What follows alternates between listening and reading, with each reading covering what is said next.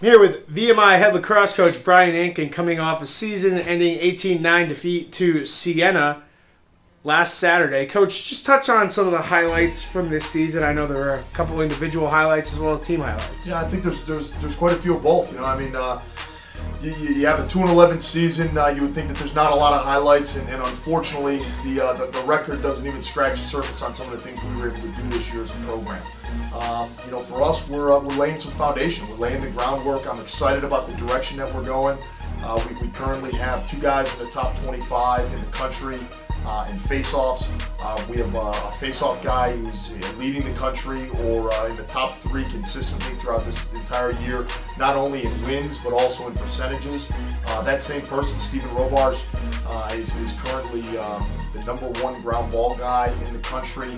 You know, as a team, we're 3 goals up per game average than we were last year. We were around 7.5 per game. We're almost we're a little bit over 10 per game this year. We're making huge strides forward, and I think the biggest piece, like I said before, is the groundwork. You know, we got a great core returning. One of our bigger senior classes that we're going to have rising that are currently juniors right now, going to be seniors next year, and that groundwork started to be laid. Changing the systems, what we're doing offensively and defensively, and you know, you can see that product. Unfortunately, just not in the win column this year. Talk about a guy on the offensive end. Drew Leonard had 31 goals this year. That was the most since Leo McInerney in 2005. You guys scored more goals than you did this year. Just talk about how that new offensive, high-tempo offense that you brought in played out this year. I thought it played out well. You know, it's a style change, and it's certainly a tempo change and a mentality change. It all comes with it, and it at times showed how potent it could be, and certainly at times showed how it could come back to bite us in the tail, because it's an offense that's going to create some turnovers, and we need to be able to handle that. And we also need to be able to counter other teams' turnovers a little bit better, and I think that's one area we certainly need to improve on. With guys like Drew really coming into his own, I think in the last half of the season, certainly in conference play, we changed his role a little bit, putting him into the crease more, and you can tell he just feels at home there, and really did a nice job, not only in the statistical categories, but I also think in kind of that field presence and that leader on the field, and knowing he's going to be back as a senior and competing to be a starting attackman again. I think that's a huge piece for us to have in place. Another big part of the season in the last couple of years has been the Wounded Warrior Project. Touch on that a little bit. Well, I told you before, it's a project I'm just so honored to be a part of. We're very proud of what we have the ability to do here at VMI, and some of the products that we produce, and the guys that go on into different branches of the military.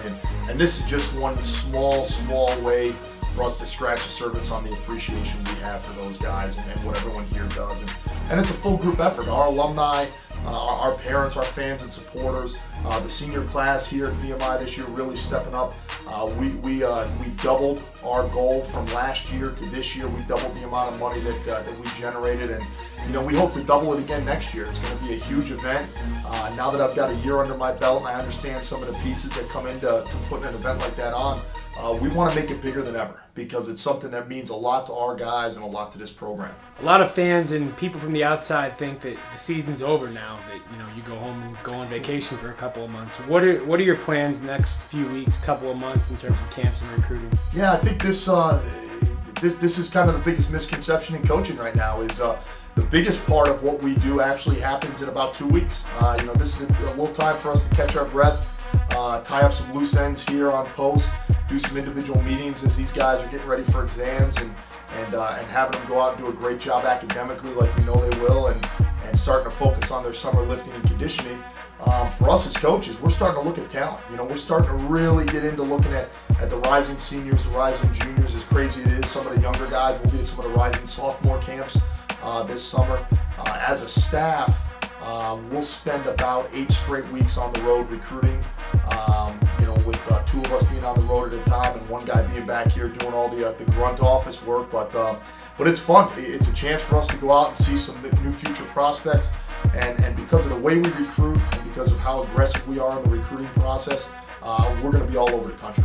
You look at our recruiting calendar, we'll be all the way up into Toronto and New York, all the way down to Georgia and Florida, and up into Ohio, and we'll even spend some time in California. And we're fully committed to finding the best players that fit our system and fit the philosophy here at VMI, and I know we're going to do a heck of a job doing that this summer. Heading into the summer off season, what are the major improvements you guys are going to seek to make for next year? You know, I think overall, you know, we get a year under our belt and guys understanding the tempo we're trying to put in place and some of the athleticism in place. You know, it's not really one particular position. I mean, obviously we're great at the face-off spot, but we need to get better, and we need to make sure that we don't lose ground. When the Stephen Robarges and Chris Rosses of the world graduate, we want to always be reloading. You know, certainly at the goaltending position is definitely an area that we're going to spend a lot of time focusing on as we're developing some young guys and starting to get ready for that spot. But, you know, every single year we try to go out and recruit to push and to replace guys, and I use that word reload. You know, we want to get to the point where we're winning 10, 12 games a year, we're competing for the conference championship, and we have that ability to reload. You know, right now we're trying to bring in some guys that can come and make an impact right away at any position. Our biggest focus here is always we want good character guys that fit what we're trying to do here, and great athletes. And those are the first two pieces of the puzzle that we're looking for. And then certainly the guys that bring that winning mentality and share the common goal of winning a MAC championship here.